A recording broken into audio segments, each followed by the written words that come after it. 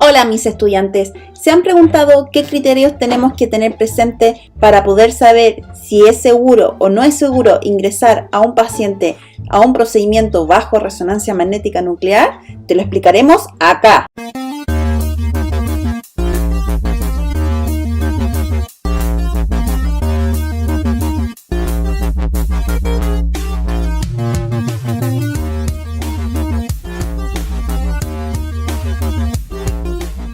Es importante que conozcamos aspectos de seguridad que ustedes ya revisaron en la clase de seguridad de resonancia magnética, que nos van a permitir entender, en conjunto con las propiedades de los materiales, saber si un paciente que tenga algún elemento o alguna condición fisiológica dentro de su organismo pueda generar una repercusión parcial o completa en factores de riesgo bajo los estudios de resonancia magnética. Es importante que ustedes primeramente sepan cómo se comporta un departamento de resonancia magnética. Siempre tenemos que tener presente las áreas de restricción o las zonas de restricción, y que además en todo momento, desde la zona 1, que es la zona de libre acceso, ya tenemos infografía, simbología de que estamos cerca frente a un equipo de alto teslaje y que puede generar daños completos o daños absolutos o daños parciales en un paciente o en un equipamiento determinado. Siempre estas zonas están resguardadas con clave de seguridad, con llave o con sistema de acceso restringido completamente. Ahora, considerar que la infografía es bastante clara y precisa. Sin embargo, a pesar de que la ecografía que puede utilizarse para dar advertencia de que estamos cerca frente a campos magnéticos de alta intensidad, puede no ser entendida por nuestros pacientes. Por eso es relevante e importante que eduquemos a nuestro paciente antes de que ingrese al examen, explicarle clara y simplificadamente los procedimientos, los riesgos, beneficios que pueden existir en un examen como tal, y cuáles van a ser las condiciones especiales para dicho paciente. No solamente para ellos, sino que además para nuestro personal con quienes vamos a trabajar. Ya lo de personal de trabajo, hablando de nuestros técnicos paramédicos, médicos radiólogos y personal administrativo y personal de aseo que puede estar apoyándonos en nuestro ejercicio diario en el departamento de resonancia. Entonces es importante educar, saber y ser reiterativo con la información de qué elementos pueden ingresar, cuáles no y bajo qué rango o distancia con respecto a la sala de resonancia magnética. La señalética es bastante clara. Tenemos que saber y entender que por qué ocupamos ciertos colores y ocupamos ciertas ecografías que nos permiten entender que estamos frente a un equipo con factores de riesgo, ¿ya? Los más importantes son 3, que son la advertencia frente a campos magnéticos, la advertencia frente a pulsos de radiofrecuencia de alta intensidad y advertencia frente a un paciente condicional que no puede entrar por nada del mundo, que son los pacientes portadores de marcapasos que no son compatibles con resonancia.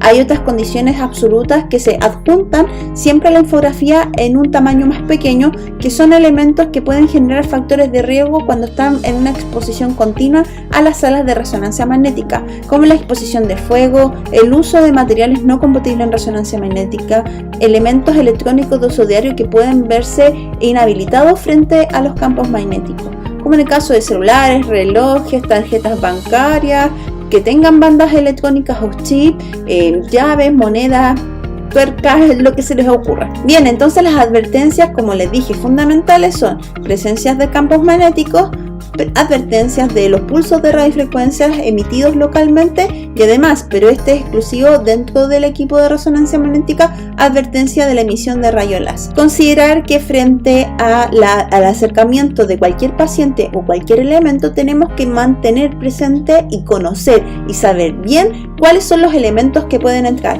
Si ustedes no tienen claridad, no saben o tienen duda respecto a cómo puede comportarse un material, un elemento o un equipo determinado, ustedes no lo deben ingresar a resonancia magnética. Frente a la duda es mejor decir que no, aunque tengan que pelear, aunque tengan que discutir, aunque tengan que fundamentar hasta el cansancio su decisión. Es muy importante que ustedes, como operadores y responsables de la manipulación del equipo, estén conscientes y seguros de lo que va a entrar y lo que va a salir del resonador magnético. Bien, recordar entonces que tenemos estas 3 grandes caracterizaciones, que son los elementos ferromagnéticos, paramagnéticos y amagnéticos. Dependiendo de la capacidad en la cual interactúa con respecto a los campos magnéticos, va a tener mayor distorsión o menor distorsión de las líneas del campo magnético principal, o sea, se van a alinear con más fuerza en aspectos vectoriales o con menor fuerza, o simplemente no van a interactuar, ¿ya? Hay algunos elementos que son de cierta recurrencia en la medicina y que son fundamentales al momento de trabajar porque nos van a permitir o ayudarnos o beneficiarnos frente al trabajo con estos materiales, o simplemente no podemos acercarlos bajo ninguna instancia. Los elementos que se consideran diamagnéticos son seguros en resonancia. Se han comprobado que si bien son elementos que no interactúan con los campos y que son seguros, hay que tener ciertas precauciones que las vamos a ver más adelante, como en el caso del oro, de la plata, del platinio, del teflón, de los elementos policarbonizados y aleaciones como cromo cobalto, pero aquí yo me quiero detener. El cromo cobalto, el cobalto en su condición nativa tiende a ser ferromagnético, pero habitualmente estos elementos nunca los trabajamos solos, sino que van a ser aliados o van a generar aleaciones con otros materiales que son paramagnéticos y en su conjunto pueden formar un elemento diamagnético. Si bien es cierto, y voy a hablar exclusivamente de los materiales metálicos, no asociados a plásticos o a teflones o a otro tipo de elementos, los metales son categorizados como los elementos de mayor compactación molecular que existen. Por lo tanto, la influencia molecular entre un átomo de ese elemento y el otro es muy cercana. La entrega de la energía de esos átomos cuando se excitan, ya sean por influencias de campo magnético o por pulsos de radiofrecuencia, es muy cercana. Por ende, tenemos que tener mucha precaución al trabajo frente a materiales que, si bien es cierto, pueden ser compatibles porque no van a interactuar con los campos magnéticos, no implica que no van a generar un efecto térmico por la aceleración magnética que pueden producir en el material. Me explico. Cuando el material está fuera de cualquier estimulación de campo, tiende vectorialmente a estar en un estado aleatorio, pero bajo las influencias magnéticas tienden a generar una resistencia frente al campo magnético porque están sobreestimulando. En el fondo se tienen que acomodar, están forzándose a tratar, o el campo magnético, mejor dicho, trata de forzarlos a que se acomoden vectorialmente al campo magnético principal y ellos se oponen. Los diamagnéticos tienden a oponerse a ese fenómeno, pero esa posición genera una resistencia en ese material que finalmente repercute en una sensación térmica. Más aún y aún más relevante en este caso, cuando se lanzan por pulsos de radiofrecuencia, el hecho que sean compatibles en resonancia no implica que no absorban energía. Ellos, como materiales, van a absorber la energía de manera térmica como cualquier otro material, sea biológico o no, y por ende la dispersión térmica se va a dar como cualquier otro material. La diferencia está entre los metales, su dispersión térmica es mucho más rápida y es mucho más alta. Así que, independiente de que si tenemos materiales endocorpóreos, o sea, estén elementos de osteosíntesis que sean compatibles con resonancia y aún así que no generen artefactos en resonancia, no implica que no generen repercusiones térmicas, porque sus condiciones naturales como materiales sólidos tienen esta cualidad de dispersar rápidamente la energía y absorber mucha energía mucho más rápido que elementos acuosos o elementos que son híbridos en materiales. Por lo tanto, se van a calentar mucho más que nuestro tejido biológico y eso implica que puede haber cierto grado de quemadura.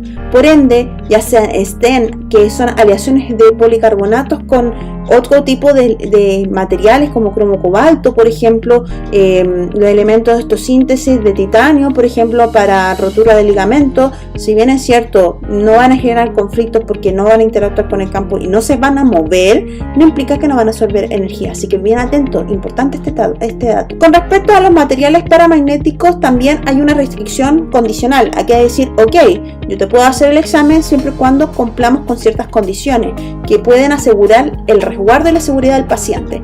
En este ítem están materiales que son incorpóreos de nosotros, hay elementos nativos de nuestro tejido biológico que se comportan como materiales paramagnéticos y que van a interactuar en el entorno bioquímico generando las inhomogeneidades del campo magnético, que lo vamos a ver más adelante.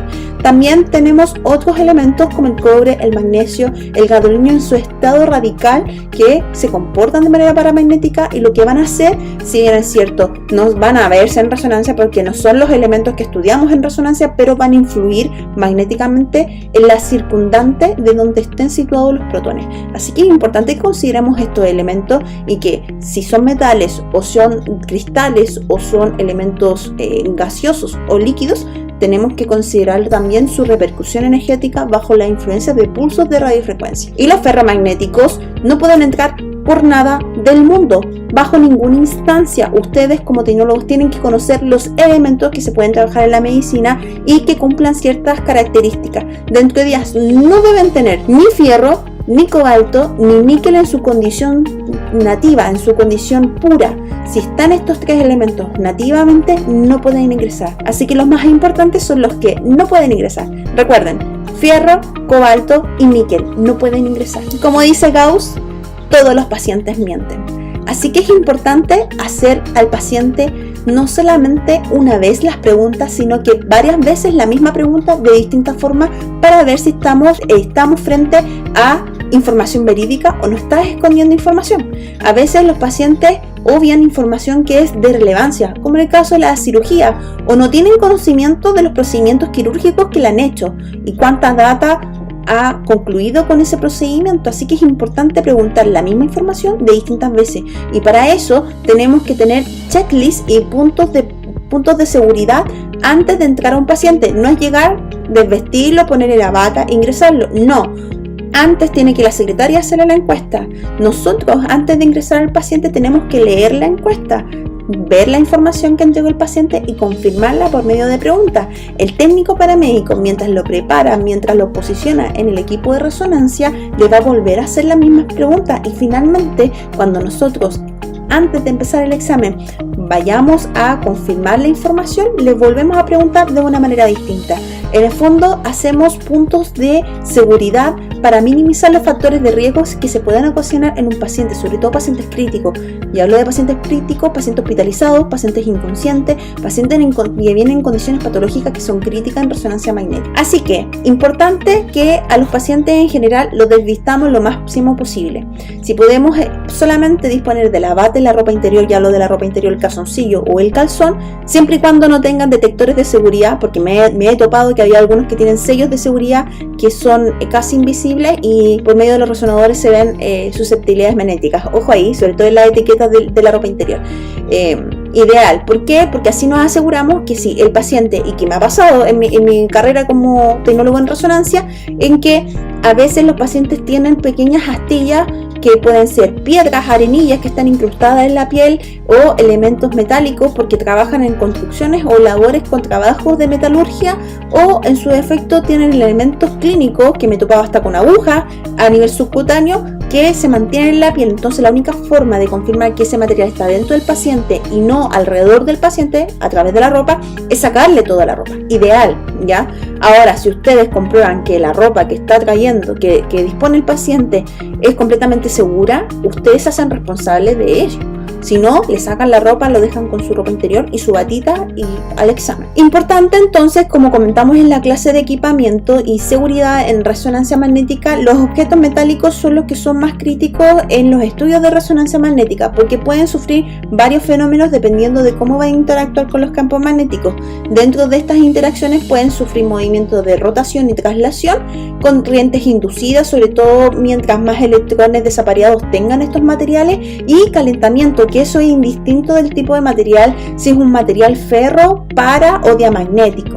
Ya el efecto de la interacción por campos es una fuerza residual que trata la materia de dispersar siempre, y el efecto residual que produce esta resistencia a la influencia del campo es el calentamiento del tejido del material con el que estamos trabajando. Así que dependiendo de las cualidades de los elementos endocorpóreos o de las condiciones o los equipamientos que vamos a trabajar dentro de la sala de resonancia, cualquier cosa que entre a la sala de resonancia está clasificada de acuerdo a las características de seguridad que disponen esos materiales. Los MR compatibles o los MR seguros están categorizados con esta simbología en color verde, ya sea blanco verde o solamente verde, en donde dice que este material no induce ningún riesgo adicional tanto para los operadores o los pacientes, y la calidad de la información que va a tener este elemento no va a afectar en el diagnóstico imagenológico basado en resonancia magnética. La verdad, y debo reconocer, son muy pocos los elementos que dicen que son compatibles. La gran mayoría de los